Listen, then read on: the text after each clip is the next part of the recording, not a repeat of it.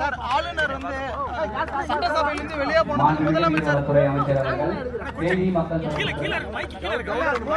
வந்து ஆளுநர் வெளியே போனதுக்கு கண்டனம் தெரிவிச்சிருந்தார்ல சார், அதுக்கு இன்னைக்கு பதில் கொடுத்திருக்காரு. இந்த ஆணவம் முதல்வருக்கு நல்லதல்லன்னு சொல்லியிருக்காருங்க சார்.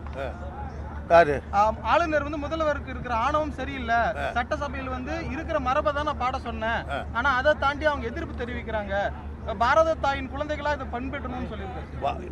அதாவது மரபு அது அல்ல.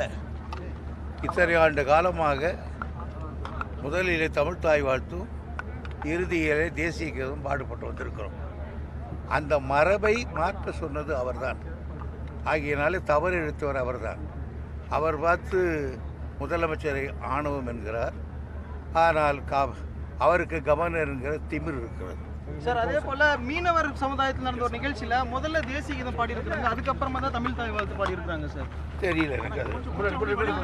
அதே போல சீமான் சொல்லியிருக்காரு, பெரியார் வந்து எந்த சமுதாயத்திற்கு நல்லது செஞ்சாரு, அவர் என்ன புரட்சி செஞ்சாருன்னு கேள்வி எழுப்பியிருக்காரு. நான் பெரியாரை பற்றி அவதூறாக பேசுகிறவனுடைய பிறப்பையே சந்தேகப்படுகிறேன். தேர்தல் சமயத்துல பொங்கல் 1000 ரூபாய் பார்க்கலாம்னு சொன்னீங்களே சார் சட்டசபையில, அதுக்கு கண்டனம் தெரிவிச்சிருக்காரு செல்வ பெருந்தகை.